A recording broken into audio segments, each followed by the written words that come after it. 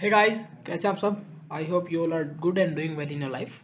तो दोस्तों आज हम बात करने वाले हैं joint CSIR UGC NET examination की। दोस्तों आप सभी को पता है, इसके बारे में ज़्यादा कुछ बोलने की जरूरत नहीं है।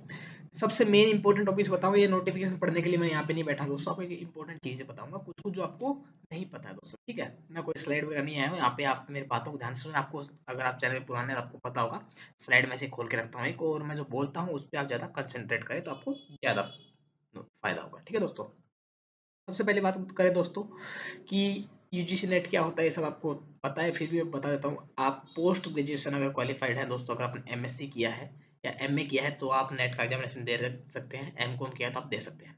अगर आपने एमए या एमकॉम किया है तो आपको यूजीसी नेट वाला भरना होता है। और CSIR council of scientific and industrial research वाला सिर्फ आप अगर एमएससी की डिग्री आप अगर होल्ड करते हैं, आप एमएससी फाइनल ईयर में है, मतलब सेकंड ईयर में है, तो आप कर सकते हैं दोस्तों, मतलब तो आप फिल कर सकते हैं नेट का एग्जामिनेशन। ठीक है, नेट क्लियर करने का दोस्तों 3 टाइप का आपको अपॉर्चुनिटीज होती हैं। सबसे पहले आप एक पीएचडी कर सकते हैं किसी अच्छे इंस्टीट्यूट से। नंबर 2, आप असिस्टेंट प्रोफेसर डायरेक्ट बन सकते हैं नेट देते ही बिना पीएचडी करे। नंबर 3, आप एक जेआरएफ दोस्तों एलिजिबल हो सकते हैं, जूनियर रिसर्च फेलोशिप जो अवार्ड होती है दोस्तों, वो स्टाइपेंड मिलता है जो 42,000 हो चुका है, पहले 37 था। तो वो होता है मतलब 5 साल के लिए आपको 42,000 रुपीज पर मंथ मिलेंगे, जो कि बाद में इंक्रीज भी होता रहता है। ठीक है, तो 5 साल की आपको पीएचडी भी हो जाएगी और आपको जेआरएफ मिल जाएगा। तो जेआरएफ में दोस्तों जरूरी नहीं है कि आपको जेआरएफ मिल रहा है आपको पीएचडी हो दोस्तों। ठीक है दोस्तों, तो जेआरएफ और पीएचडी का दोनों का संबंध नहीं है, आप पीएचडी के साथ जेआरएफ कर सकते हैं, कोई इशू नहीं है। ठीक है दोस्तों, ओके। ये नहीं कि आपने जेआरएफ कर लिया, बहुत बच्चे कंफ्यूज होते हैं कि जेआरएफ का रखा है मतलब डॉक्टर लगा सकते हैं नाम के, बिल्कुल नहीं दोस्तों। डॉक्टर आप सिर्फ पीएचडी करने के बाद ही लगा सकते हैं। बहुत सारे लोग मैंने ऐसे देखे हैं प्रोफेसर डॉक्टर नहीं लगाते हैं, लेकिन उनका जेआरएफ क्लियर्ड है, जेआरएफ भी है, एसआरएफ भी है, लेकिन पीएचडी नहीं हुई। बिल्कुल हो सकता है। नेट में दोस्तों आपको जो भी एग्जाम होता है उसमें दोस्तों अगर आपका स्कोर मतलब जस्ट क्वालिफाई होते हैं, जो कट ऑफ निकलती है सबसे पहले सबसे कम मार्क्स पे निकलती है दोस्तों एडमिशन पीएचडी। अगर आपका मान लीजिए कि 100 मार्क्स का पेपर है लेट सपोज, और उसमें आपको 50 कट ऑफ निकली है पीएचडी की, तो 50 नंबर पे आपको पीएचडी कर सकते हैं। 70 नंबर निकली है असिस्टेंट प्रोफेसर की, तो आप नेट देते ही डायरेक्ट 70 नंबर पे असिस्टेंट प्रोफेसर बन सकते हैं किसी भी स्टेट गवर्नमेंट की महाविद्यालय कॉलेज, कन्या महाविद्यालय, राजकीय महाविद्यालय, इन सब कॉलेजों। अगर मान लो नहीं 85 नंबर निकली है 100 में से किसकी, जेआरएफ की, तो आप 85 से ऊपर वाले जितने भी उनको जेआरएफ की अवार्ड दिया जाएगा। ठीक है दोस्तों, करना कैसे है सब बिल्कुल बताऊंगा, थोड़ा सा पढ़ लेते हैं। तो 9 दिसंबर से स्टार्ट हो गया है और एनटी अपने भाई को जानते हैं, नीट लीक करवा देते हैं ये। ठीक है, इस एजेंसी पे कोई भरोसा नहीं करने का। तो 30 दिसंबर का भरोसा नहीं है, तो पहले पहले आप 15-20 तक ही भर दें फॉर्म को, कभी भी सर्वर डाउन हो सकता है। 31 तक का पेमेंट डेट का वेट ना करें, अभी पेमेंट कर दो।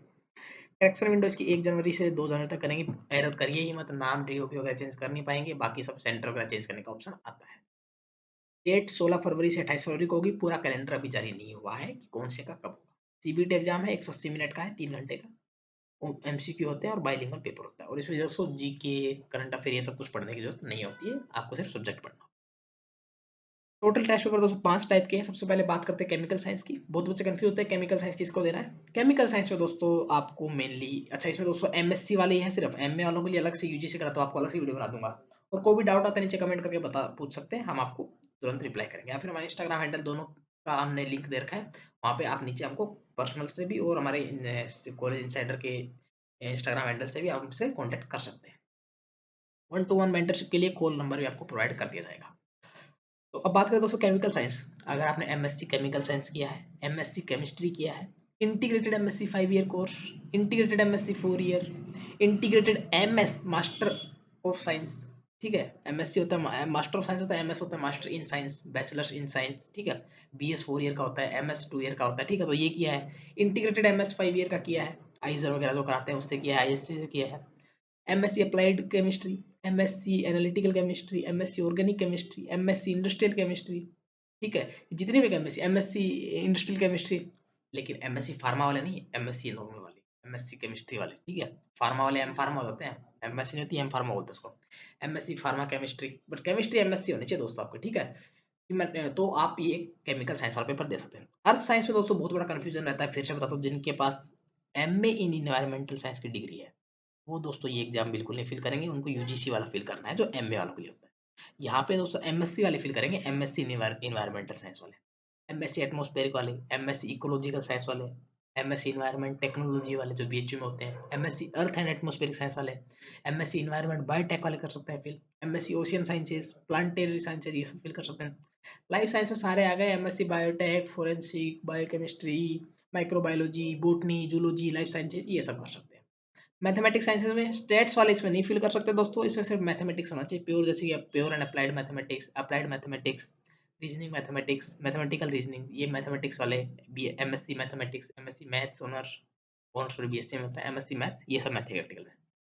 फिजिकल साइंसेज में आपके हो गए MSc physics, MSc physical sciences, MSc astronomical physics, ठीक है, एमएससी अप्लाइड फिजिक्स, ठीक है, थर्मल फिजिक्स अगर कोई स्पेशलाइजेशन वगैरह है तो जो भी फिजिक्स है वो सारे हो गए दोस्त आपको। इलेक्ट्रॉनिक्स फिजिक्स, इलेक्ट्रॉनिक्स वाले इलेक्ट्रिकल फिजिक्स, तो ये सब इसमें फिल कर सकते हैं, बहुत सी डिग्रियां वाले। तो आपको पूरा पूरा पैटर्न समझ आ गया नेट का, आई थिंक पूरा का पूरा। इसमें एमसीक्यू पेपर होता है दोस्तों, पूरा का पूरा 103 घंटे का पेपर होता है, एमसीक्यू है, टिक लगाने हैं, नो नेगेटिव मार्किंग होती है इसमें, ध्यान रखिएगा, ठीक है। नीचे इंस्ट्रक्शन पढ़ लीजिएगा, ये सब पढ़ने नहीं आया मैं आपको, मेन इन्फॉर्मेशन जो देनी थी आपको दे चुका हूँ, कौन कौन डिग्री अप्लाई कर सकते हैं। वो भी डाउट आता है नीचे कभी भी कमेंट कर सकते हैं आप। दूसरा, पूरा कंप्लीट फॉर्म फिलिंग का प्रोसेस आपको इंस्टाग्राम में, सॉरी, इसी चैनल पे मिल जाएगा 2-3 दिन के अंदर अंदर। तो वो वीडियो को लाइक कीजिए, शेयर कर लीजिए दोस्तों के साथ जो नेट देने जा रहे हैं, ठीक है। अब एक बात बता दूं दोस्तों, अगर आपका नेट क्वालिफाई हो जाता है तो आप किसी भी स्टेट यूनिवर्सिटी में, स्टेट कॉलेज में डायरेक्ट अप्लाई कर सकते हैं। फॉर एग्जांपल मैं राजस्थान का हूँ, अगर आप भी राजस्थान से, आपका एमएससी नेक्स्ट ईयर कंप्लीट हो रहा है मान लो, आपका जून में एमएससी कंप्लीट हुआ और आपने ये पेपर दे दिया जनवरी में, और आरपीएससी ने next year, Rajasthan public service commission ने कॉलेज लेक्चरर की भर्ती निकाल दी, भर्ती बोलते हैं मतलब वैकेंसीज निकाल दी, केमिस्ट्री की वैकेंसी निकाली मान लो, तो वो निकाल दी और जून में उसका पेपर लगा दिया, और तो आपका नेट भी क्वालिफाइड है, आपकी एमएससी भी कंप्लीट हो गई जून तक, और जून में पेपर भी दे दिया, और आप अगस्त में आपकी ज्वाइनिंग भी आ गई। तो देखिए दोस्तों कितना सिंपल प्रोसेस है, ये होता है नेट क्वालिफाई करने का फायदा। दूसरा, आप मान लीजिए ये आपका आरपीएससी वाला या फिर आपकी स्टेट में भर्ती नहीं आ रही, वैकेंसी नहीं आ रही है, तो आप कोशिश करिए, अगर वैकेंसी ज़्यादा नहीं आती है स्टेट में, आपको लगता है यार स्टेट का एग्जाम होता है यार, तो उसमें तो जीके वगैरह सब कुछ आता है, अगर आप अच्छे नहीं है, अगर आपको वो सब में दिक्कत आ रही है, तो आप सोचिए कि आप सिर्फ पीएचडी का मत सोचिए, आप सोचिए बड़ा, जेआरएफ का सोचिए। पीएचडी करनी है तो क्या है, जेआरएफ करिए।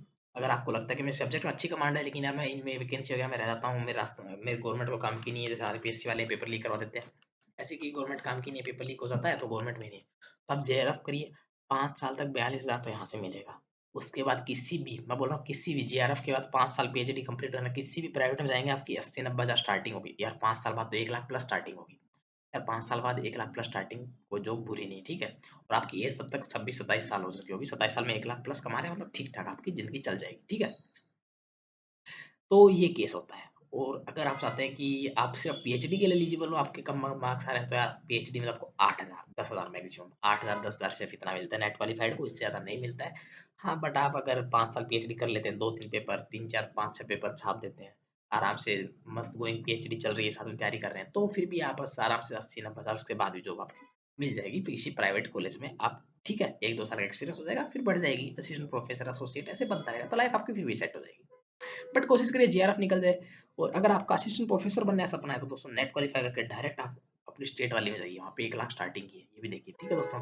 और अगर आपको अच्छा पढ़ना है तो पीएचडी करिए, पर जेआरएफ के साथ करिए, ताकि यार उसमें मजा आए, पैसा मिलेगा ना यार, 42,000 पैसा मिलेगा यार। देखो 8,000 वाला पीएचडी करेगा, वो भी अपने सारा सामान वगैरह लाएगा, 8,000 में आपको 42,000 मिलेगा, और सामान वगैरह कुछ नहीं होता है यार, सब घपलाबाजी चलता है। आपको केमिस्ट्री से करना है, केमिकल्स लाने हैं, वही लैब में पड़े होते हैं, उसी से करते हैं, और रिसर्च कुछ बहुत ज़्यादा आपको कौन सा है, अगर आपको साइंटिस्ट नहीं बनना है तो बता रहा हूँ, बनना ही है तो फिर आपको बिल्कुल करेंगे जेआरएफ से अच्छे से यार, फिर तो आप 42,000 आपको रिसर्च में लगाएंगे, 42,000 में से क्या 4,000 5,000 महीने का लग जाएगा, उसी को आपको हॉस्टल मिल जाएगा एकदम सस्ते में, मैथ फैसिलिटी मिल जाएगी, और दिक्कत क्या, 40,000 में आपकी आराम से सेविंग होती रहेगी यार दोस्तों, आराम से आपको, मैं बता रहा हूँ 42,000 में से आपको 5 से 6 हज़ार रुपये लगेगा, ज़्यादा से ज़्यादा रिसर्च के ऊपर, बहुत तगड़ी रिसर्च करेंगे, ठीक है।